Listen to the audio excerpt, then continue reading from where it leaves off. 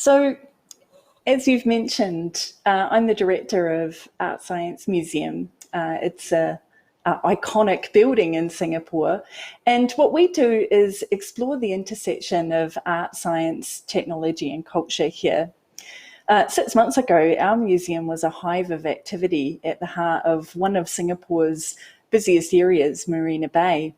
We welcomed an average of about 2,800 visitors a day, and they came to see exhibitions that speculated on the future.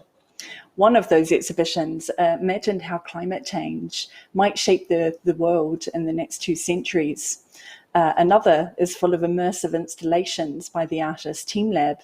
Visitors, young and old, tended to flock to ArtScience Museum to catch a glimpse of the future and also to learn through physical interaction and social participation.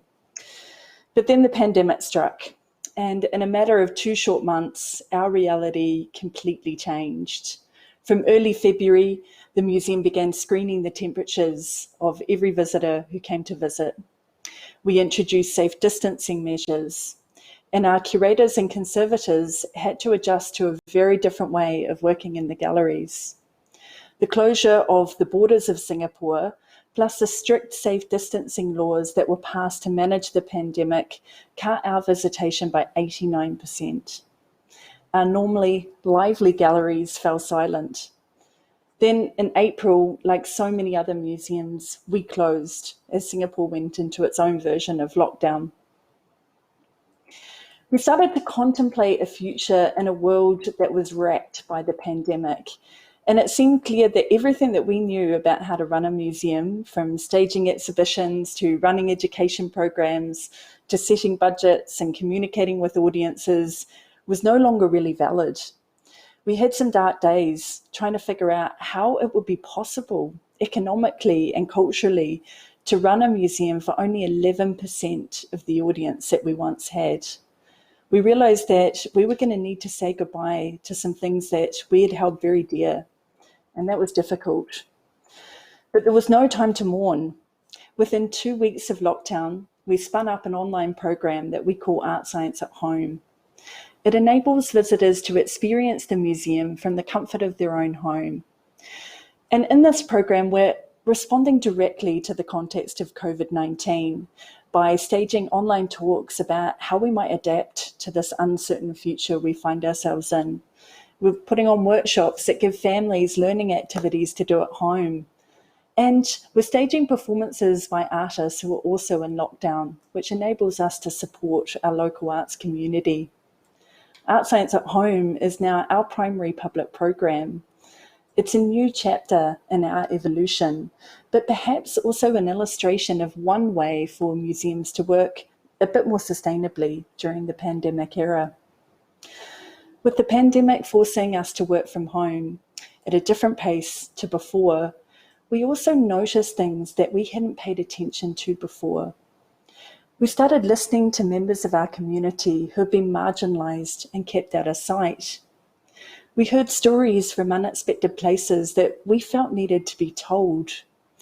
So ArtScience Museum has hosted conferences online with people with disabilities talking about how the move to online working is creating opportunities for them. And we're currently screening the first film made by a migrant worker in Singapore, Salary Day by Ahmad Tavan. The new reality that we find ourselves in the wake of COVID-19 means that our on-site visitation is going to be dramatically reduced by both safe distancing and border restrictions for the foreseeable future. This is certainly worrying, yet there are surprising impacts that we hadn't expected. We're listening more. We're reflecting on how we can amplify the voices of storytellers in our more marginalized communities. We know, of course, that our role as museum professionals goes far beyond being the custodians of an iconic building. And we find ourselves now gravitating towards the original meaning of the word curator, which in Latin means to care. Building back better after COVID-19 perhaps means curating in that sense of the word, caring for each other and caring for our community. One of the ways that we think we can do that is by presenting visions of different futures. Our current show, 2219, is set in a world that's been transformed by climate change 200 years from now. It enables visitors to confront that future. As we all face the global crisis of COVID-19, this type of futuring work feels ever important. The writer René Denfeld has said of people in crisis, I found that the people who survive, the people who end up thriving even, are the people who have the power of imagination. If you think about it, imagination is actually a radical act, because if you have an imagination, you can imagine yourself in a different future. Thank you. Well, thank you so much for that honor. It was wonderful to see images of the ArtScience Museum, both in the past and now presently, sort of as you're experiencing this pandemic. And thank you so much for being with us. I know it's very late where you are, so thanks for staying up to chat with us today. And, you know, I want to just talk about a little bit of that quote you ended on. I love that so much, this idea of imagination as a radical act. And, you know, I think exploring that as it relates to your work, we all know that the pandemic has majorly disrupted arts and culture. And I think the idea that things will ever really go back to normal probably feels unrealistic. And so for artists and curators, you know, how much do you think this moment requires that sort of radical imaginative thinking? It really does. And sometimes a crisis like the one that we're living through painfully right now is almost what's required to kind of push, you know, thinking beyond the bounds, you know, that we often find ourselves constrained within. Certainly, it's been really interesting for us to think about what a museum that doesn't have access to its building might do, and how does it engage with not only the community of visitors that we are, you know, kind of so affectionate towards, but the artists and scientists who collaborate with us on the creation of our programs.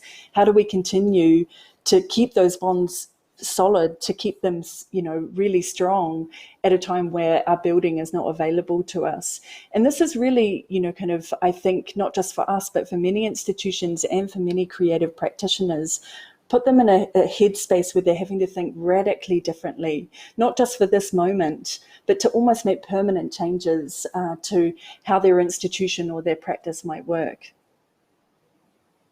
And can we talk, I guess, a little bit about Singapore, specifically sort of what you're experiencing? I know that you're on the early stages of reopening there. So what is that looking like for your museum and other cultural institutions in the country?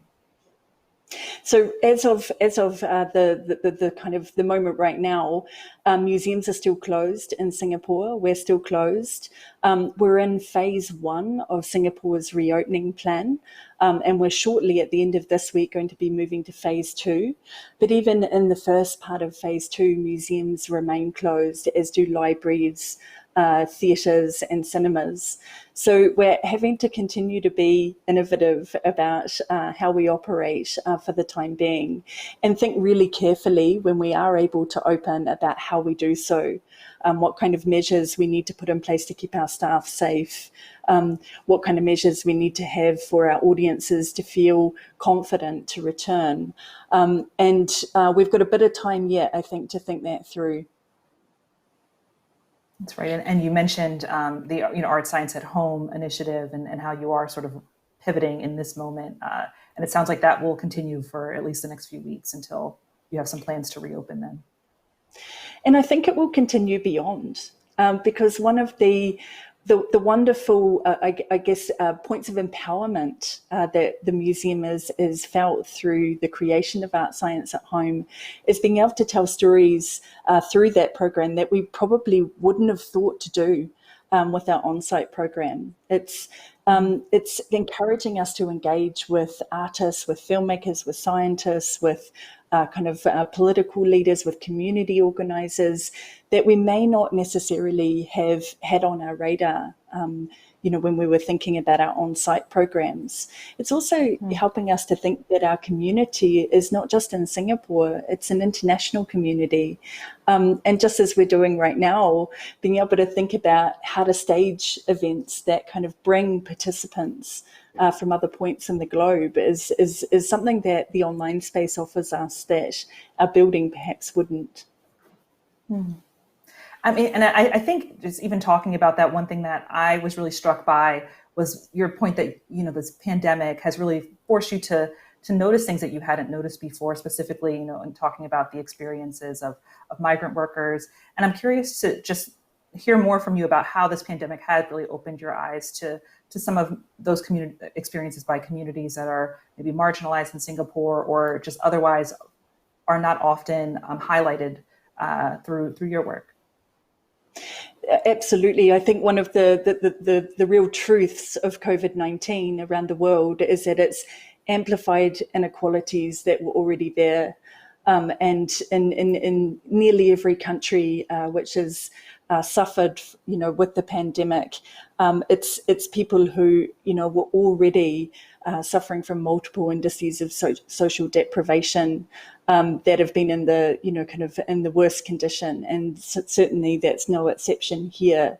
And I think as a compassionate group of curators, education kind of staff and organisers, it's really felt like a moral obligation on our part, I think, to think about, reaching out to those communities and trying to facilitate ways that they can speak for themselves. Trying to think about how we use our platform, as a museum and now as an online museum to enable kind of communities to tell their own stories, not mediated by us, not edited by us, kind of simply to provide that platform for voices that simply just weren't being heard, to be heard, from to a much wider audience. That's something that we hope to carry forward, I think, into the future of the museum.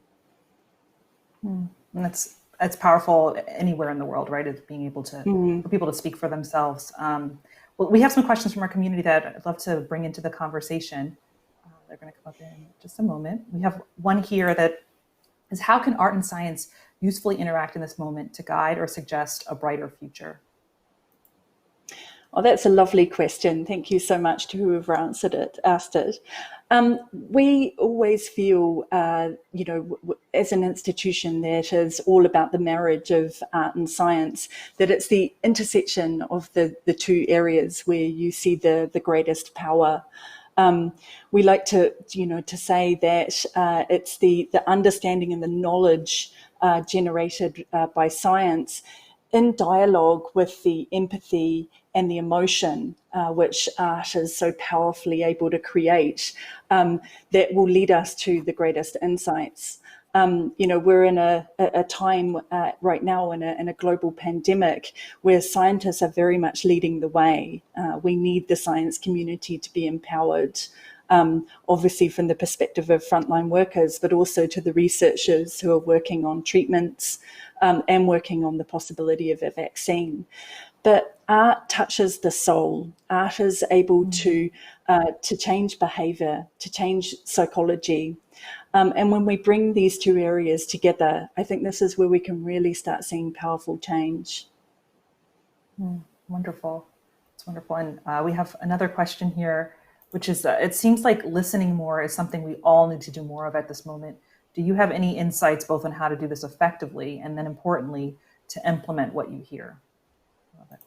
That's an excellent question. And I think, to a very large extent, every cultural institution in the world is asking that question of itself right now, or they should be. I think in the wake of the Black Lives Matter movement, which has really caught the attention of people right around the world, listening more has been one of the key, sort of refrains that we've heard again and again. In our case, within the museum, what we've tried to do is to speak to communities, as we were saying before, who really, were not being spoken to, let alone listened to, and to try and provide a space on, platforms such as ArtScience at Home for those communities to speak for themselves. A good example here is the online screening of Salary Day by Martavan, the first film made by a migrant worker in Singapore. There's been migrant workers in Singapore for many, many, many years, and the fact that this is the first occasion where a film has come into being and is being shown, in the context of a museum is really important. It provides, kind of validation for that voice. But it's the filmmaker, kind of himself, who is telling his own story in a film which he's directed, written, and stars in. So I guess that's the way that we've tried to do this, is to go to communities and ask them what stories do they want to tell, and then provide, kind of a way of being able to let those stories reach an audience. Yeah, Salary Day, I watched that film. It was beautiful. And I feel like for everyone out there should take a look at this. I think it says so much just about an experience of the community in Singapore, but also I think something that people probably experience really worldwide. And it was really great to see that you featured that on your site. And I think we have one more, and which is just simply, can art change society? A resounding yes. I would say, from the perspective of our institution, particularly art, when it's in dialogue, with other fields of research like science. But art changes minds. Art shifts mentality. Art changes the behavior of people. It changes the way they think and how they feel. So of course it can change society. We've seen that again and again. And I think this kind of twin moment that we're going through right now with both COVID-19 and with Black Lives Matter, we're seeing, I think, the power of culture and art to both heal, but to also, kind of facilitate quite dramatic change. That's great. And I think I really loved this point that you made, where you emphasized the being a curator and sort of how that means caring. Curator means caring, and how that has really affected the way that you curate your work, especially in thinking about this more locally, how you can care for the community. And so I'm curious, as you're implementing these changes right now, what are the long-term lasting impacts of this? Do you see a lot of this carrying over into the future of how you approach curation at the ArtScience Museum? Well, interestingly, just before we went into lockdown, which is called the Circuit Breaker in Singapore, we actually had a workshop with the whole team of the museum, representatives of the whole team, from visitor experience to the tech team, the curators, the education staff, to really kind of emotionally work through how the pandemic was making people feel, and how the team felt this was going to impact on the future of museums. It was a workshop facilitated by two futures practitioners, Ariel Muller and Cheryl Chong. And in the group work that we did over 2 days, what was really extraordinary is that in all the scenarios that the teams worked up, they all ended up coming back to this issue of care in the community, completely unprompted, kind of by the facilitators, or by the leadership team of the museum. From the grassroots of the museum, it became clear that the staff felt that their identity as museum professionals were, very much defined as carers. And so we've really taken this on board. It's going to permanently change our values, I think, and what we do as an institution, not just for this period, but I think, kind of permanently. And, finally, we're going to go to our group conversation shortly, but I just am also curious. There's, been so much conversation here about artists and curators and, people who are creating art, and how that's sort of been changed by this moment. But how do you also see this moment changing for people who are just art lovers or patrons of museums? How should we be approaching this all differently? Well, what's been extraordinary in the past few months is to see how many museums and theatre makers have taken to the internet to share what they do with a much wider audience than perhaps they had access to before. I've been blown away by the performance work that's been made available right around the world by large and small theatre companies, by musicians, by dancers. This is really, kind of changing, I think, sort of the received wisdom that only, kind of physical encounters with the art object, or with the performance were valid ways of being able to, kind of experience culture. The pandemic's really turned that notion on its head. And I think it will be hard to put the genie back in the bottle. I think addressing a global audience, or in fact an audience that for whatever reason can't leave home, and that of course is not simply kind of folks who are living in one's locality, but people who may be living with a disability, may not necessarily have the financial means to leave home and travel to have cultural experiences. We need to start thinking as cultural institutions now, how do we enfold folks who are in that situation into our community, and to keep addressing them beyond the specific moment of the pandemic. Well, thank you so much for all of this.